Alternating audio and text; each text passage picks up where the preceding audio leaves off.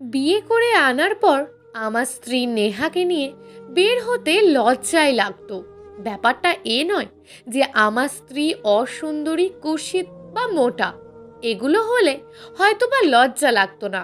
আমার স্ত্রী সুন্দরী, যে সে সুন্দরী নয়, চট করে কোনো মেয়েকে দেখে যখন কেউ বলে দিতে পারে, দেখ মেয়েটা খুব সুন্দর, সেরকম। আমার লজ্জাটা আমায় নিয়ে। আমার স্ত্রীকে নিয়ে লজ্জা পাওয়ার মতন সাহস আমার নেই। সে বয়সে আমার চেয়ে 19 বছরের ছোট। যখন আমাদের বিবাহ হয়, সে সবে এসএসসি পরীক্ষা দিয়েছে, আর আমি চাকরিতেও 4 বছর পার করেছিলাম। প্রথম প্রথম আমার বেশ আপত্তি থাকলেও মায়ের যুক্তির কাছে আমি হেরে যাই।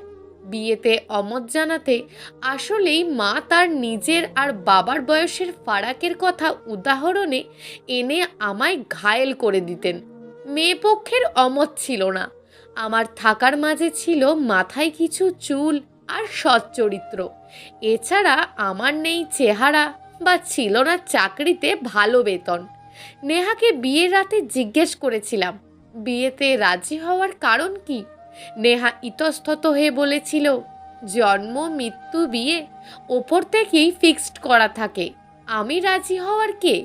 আমি হেসে বলেছিলাম, তার মানে আগে যে বিয়ের প্রস্তাব আসতো তোমার অমত থাকতো না। নেহা তখন মুখ বাঁকিয়ে বলেছিল, এর আগে আর বিয়ের প্রস্তাব আসেনি। তখন আমার আরও খারাপ লেগেছিল। হয়তো আরও দিন দেখলে আমার চেয়ে ভালো বর পেতে পারত। হয়তো সিদ্ধান্ত ভুল নিয়েছে, নেহা বা নেহার পরিবার ওর ওপর চাপিয়ে দিয়েছে। কিন্তু স্ত্রীর ওই কথা মনে করে নিজেকে সান্ত্বনা দিতাম, বিয়ে ওপর থেকেই ঠিক করে দেওয়া। সেবার নেহাকে কলেজ থেকে আনতে গেলাম। নেহার বান্ধবীদের কাছে কি অকপটে আমার পরিচয় করিয়ে দিল, আমি তার স্বামী। তারা যে আমার আড়ালে নিশ্চয়ই বলবে, দেখ নেহার বরটা কি বুড়োটে। তাতে কোনো ভুল নেই। আমি সবার চোখে টিটকারি চাহনি দেখতে পেয়েছিলাম। সেদিন বিছানায় শুয়ে খবরের পেপার পড়তে পড়তে নেহাকে জিজ্ঞেস করলাম, আচ্ছা তোমার বান্ধবীরা কখনো বলে না যে এই বুড়ো লোককে কেন বিয়ে করলে? নেহা তখন রেগে গিয়ে বলল, তার মানে তোমার কলিগরা বলে এই পিচ্চি মেয়েকে কেন বিয়ে করছো? আচ্ছা, আমায় কি তুমি তোমার পাশে বেমানান মনে করো? ওর উল্টো রাগ দেখে আমার খারাপ লাগেনি, বরং চিৎকার করে বলতে ইচ্ছে হয়েছিল, কপালে এমন ভালো বউ ছিল দেখেই হয়তো এতকাল মেয়েদের কাছ থেকে রিজেক্ট হয়েছিলাম। বিয়ের 5 বছরের মাথায় আমাদের কন্যার সন্তান এলো। নওসিনকে প্রথম কোলে নিয়েও আমি ভেবেছিলাম, যখন ও স্কুলে ভর্তি হবে, বলবে এই আমার বাবা, তখন কি ওর বন্ধুরা হেসে বলবে বাবা নাকি নানা? মেয়ে হওয়ার পর নেহার চাচাতো বোন দেখতে আসলো বাসায়। দুজন কথা বলতে বলতে এক পর্যায়ে বলল, বাচ্চাটা নেওয়া উচিত হয়নি রে তোর। নেহা রেগে গিয়ে বলল, কেন? সে আমতা আমতা করে বলল, আমি জানি তোর মনে কষ্ট হয়, তোর দোলা ভাইও বলে এখনো তোর বিয়ের বয়স হয়নি, বোঝাই যায় না তোর বাচ্চা হয়েছে। সেখানে জাহির ভাইকে বেশ বয়স্ক লাগে। নেহা খেপে গিয়ে তখন বলে ফেলল, বাচ্চা ছেলে বিয়ে করে তো হাপু 10 বছরেও বাচ্চার মুখ দেখার জন্য কাঁদো। কই, ইচ্ছে করলেই কি বাচ্চা নিতে পারো? সেই কথার ভিত্তিতে তাদের সম্পর্ক একেবারে নষ্ট হয়ে যায়। কি অদ্ভুত মেয়েরা, তাই না? স্বামীকে কিছু বললে তারা তাদের রক্তের সম্পর্কের সাথেও যুদ্ধ করে। নেহাকে বললাম, এভাবে বলা ঠিক হয়নি। নেহা বলল, মিথ্যে তো কিছু বলিনি। তুমি বলতে যে বুড়োর সেবা করতে হবে, আমিও বুড়ি হয়ে গেলে তো সেবা করতে পারবো না, তাই বেছে বুড়ো বিয়ে করেছি মরার আগে, যাতে তাকে সেবা করে পাঠাতে পারি। এই কথা নিয়েও রেগে মেয়েটা আমার সাথে 5 দিন কথা বলেনি। সেবার অনেক হাসাতে চেষ্টা করেও ওকে হাসাতে পারিনি। শেষ রাতের দিকে নিজের ইচ্ছেতেই এসে আমায় জড়িয়ে ধরে কেঁদে দিল। বললাম, কি হয়েছে নেহা? আচ্ছা, মানুষ কি বয়স অনুপাতেই মরে? তাহলে আমার ছোট ভাই কেন আমার আগে মরে গেল? নেহার ভিতর অনেকটা আমার মায়ের গুণ ছিল। সে যুক্তি বা উদাহরণ দিয়ে মানুষকে ঘায়েল করে ফেলে। ভোর রাতে এমন কথা শুনে প্রতিজ্ঞা করেছিলাম আর এসব বলবো না। আমি এই দুনিয়ায় চির যৌবন সম্পন্ন পুরুষ, এভারগ্রিন। নেহা হেসে কুটি কুটি হয়ে আমার বুকে মাথা রেখে বলল, হ্যাঁ। নওসিন ক্লাস 3-তে উঠল। নেহা আজকাল কেমন মন মরা হয়ে যাচ্ছে। আমি বুঝি হয়তো এতদিন বাচ্চামি করে কেটে গেছে ওর। ও এখন অনুভব করে, সে ভালো কিছু আশা করে। জানালার পাশে প্রায় দাঁড়িয়ে আনমনে তাকিয়ে থাকে।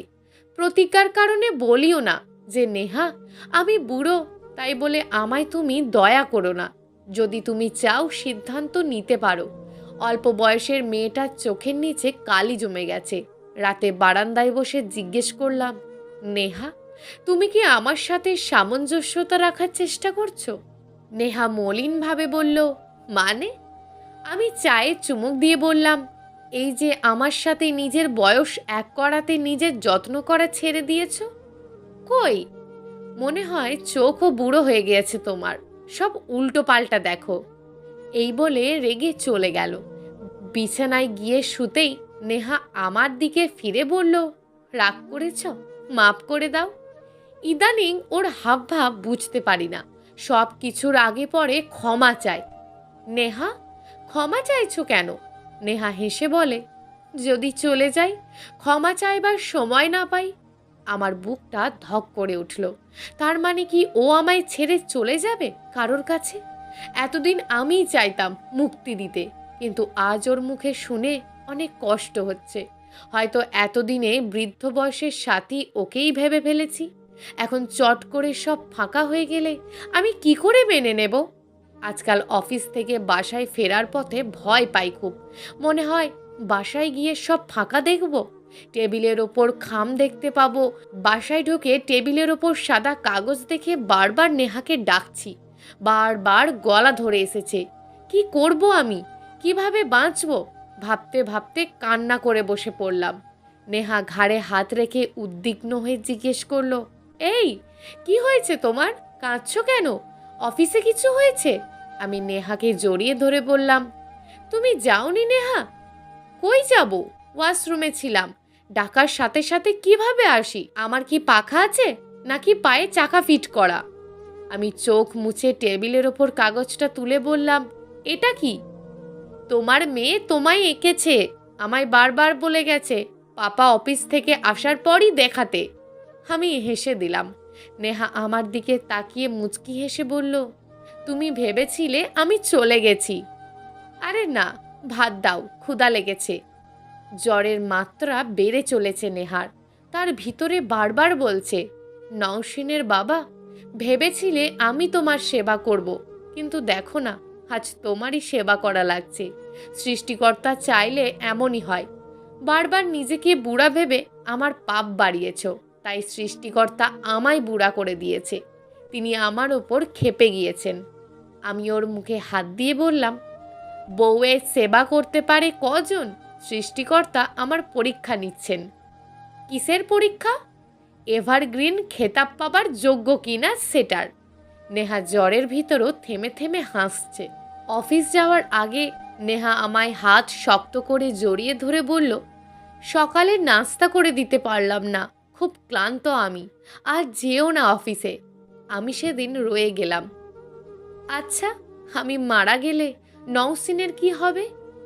ওর এই কথাটা শুনে আমি থমকে গিয়ে জিজ্ঞেস করলাম, মাথা কি গেছে একেবারেই? নওসিন আসুক স্কুল থেকে, ওর জানা উচিত ওর মা পাগল হয়ে গিয়েছে। শোনো না, আমি কাল আমার ভাইকে স্বপ্নে দেখলাম আমায় লাল জামা দিয়ে বলছে, এদিকে অল্প বয়সে যারা আসে তারা লাল জামা পরে, এটা পরে নে। আমি ওর কপালে হাত দিয়ে বললাম, জ্বর হলেই এত ভয় পেতে হয় নেহা? আমি আছি না। নেহা আমায় জড়িয়ে ধরে বলল, আমার না খুব বাঁচতে ইচ্ছে করে জানো। বিয়ের পর নাম ধরে বা ওগো বলে ডাকতে লজ্জা হতো। বারবার চাইতাম বাচ্চা আসুক, ওর বাবা বলে ডাকবো। নওসিন আসার পর ওগো বলতে খুব ইচ্ছে হতো। এখন আমার ইচ্ছে হয় দুজন বৃদ্ধ বয়সে ঘুরে বেড়াতে পারতাম, মেয়েকে বিয়ে দিয়ে দেব। আমি ধমক দিয়ে বললাম, মেয়ে বিয়ে দিও, দরকার হলে আমায়ও আবার বিয়ে দিও, এখন থামো। মরে যাওয়ার পর সাথে সাথেই বিয়ে করে ফেলো না যেন। যদি আমি আত্মা হয়ে দেখার সুযোগ পাই, রাগে আবার মরে না যাই। পরপর দুবার মরার ব্যথা কি নেওয়া ঠিক হবে? কি বলছো? মেয়েরা অনেক হিংসুটে হয়। কবরে গিয়েও মনে হয় বরের দিকে নজর রাখতে পারলে ছাড়ে না। আমার নানা কি বলতেন জানো? নানুর কবরের কাছে গেলেই মনে হয় নানু বলে, ও নাছিমার বাপ, বাজারে গিয়া ওই মহিলারে কেন দেখলে? আমিও মরে গেলে এমন বলবো, কবরের কাছে যাইও তুমি। নেহা মলিন মুখ নিয়ে চোখ বন্ধ করে বলল, মেয়ের তাগিদে বিয়ে করো, আমি কষ্ট পাবো না। এই বুড়া বয়সে আমারে বিয়ে দিতে চাও? নেহা চোখ না খুলেই বলল, আমার স্বামী এভারগ্রিন। তার মনের মতন বিশাল মন আমি আর কাউকে দেখিনি। তার 1 সপ্তাহের মাথায় নেহার ব্রেন ক্যান্সার ধরা পড়ল। আমায় সময় দিল না সেবা করার। মাসখানেকের মাঝেই আমায় ছেড়ে চলে যায়। সেদিন নিজেই বলল, আজ খুব সুস্থ লাগছে। ব্রেন ক্যান্সারও মনে হয় বরের সেবায় ভালো হয়ে যায়। নিজেই খাবার রান্না করলো। ওর এমন হাসি মুখ দেখে বুকে সাহস পাচ্ছিলাম, হয়তো মিরাকেল কিছু হবে। রাতে শুয়ে কাঁচুমাচু হয়ে বুকে মাথা রেখে বলল, নওশিন আমার সিসি ক্যামেরা, ও আমার হয়ে নজর রাখবে। উল্টাপাল্টা করলেই খবর আছে কিন্তু। আমি হাসলাম। গভীর রাতে বুকটা কেমন শীতল অনুভব করলাম। ভেবেছিলাম নেহার শরীর ঠান্ডা হয়ে গিয়েছে, হয়তো জ্বর আসবে। কিন্তু না, নেহা শক্ত হয়ে গেল। আমার কোমল বউটা অল্প কয়েক ঘন্টার মাঝেই এমন শক্ত হয়ে গেল কি করে? সেই উত্তর আমি আজও পাইনি, পাবও না। নওশিনের ভার্সিটিতে আজ প্রথম দিন আমায় নিয়ে এলো জোর করে। চারিদিকে এমন তরুণ তরুণীর মা বাবার ভিতরে নিজেকে বয়স্ক লাগছে। নেহার চলে যাওয়ায় আমার বয়স বাড়িয়ে দিয়েছে 3 গুণ। নেহার জায়গায় কাউকে আনতে পারিনি। ওর এভারগ্রিন হাজবেন্ডকে কেউ হয়তো এভাবে দাম দিত না। আমি জীবনে শুধু স্ত্রী পেয়েছিলাম না, স্ত্রীর মতন স্ত্রী পেয়েছিলাম, যার বিরহে আমি কাঁদতে পারি আমরণ। আমার ক্লান্তি আসবে না। আমার মেয়ে এসে বলল, চলো পাপা সেলফি তুলি। আমি বললাম, বুড়া বয়সে কিসের পিকার মা? নওশিন আমার হাত শক্ত করে ধরে বলল, আমার পাপা ইয়াং ম্যান, সে এভারগ্রিন। খানিক সময় মনে হলো নেহা ফিরে এসেছে আমার মেয়ের ভেতর। আবার মনে হলো নেহার গলা মেয়ের গলায় বসিয়ে দিল। বারবার মনে হচ্ছে নেহা আমায় বলছে, কি গো বুড়া, বলেছিলাম না আমার মেয়ে হলো আমার কার্বন কপি, আমার সিসি ক্যামেরা, ও নজরে রাখবে তোমায়। মিলল তো? প্রিয় দর্শক, এই গল্পটা আপনাদের কেমন লাগলো তা অবশ্যই একটি কমেন্ট করবেন। আর যদি গল্পটা আপনাদের ভালো লেগে থাকে তাহলে ভিডিওটিতে একটি লাইক করে দেবেন এবং এই ধরনের ভিন্ন স্বাদের গল্প শোনার জন্য চ্যানেলটিকে অবশ্যই সাবস্ক্রাইব করে আমাদের সঙ্গে যুক্ত থাকুন।